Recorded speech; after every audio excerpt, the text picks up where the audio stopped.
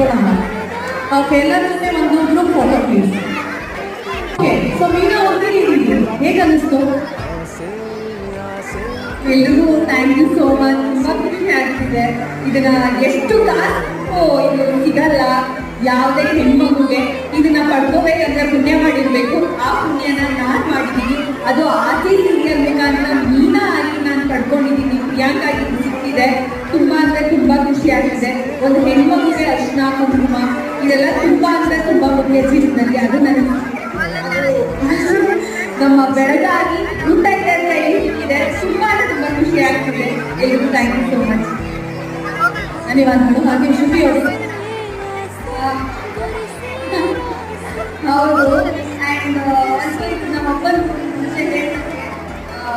ಬೆಳಗ್ಗೆ ನಾನು ಅನ್ಕೊಂಡೇ ಇಲ್ಲ. ನಮ್ಮಪ್ಪನ ತುಂಬ ಖುಷಿ ಪಡ್ತಿರ್ತಾರೆ.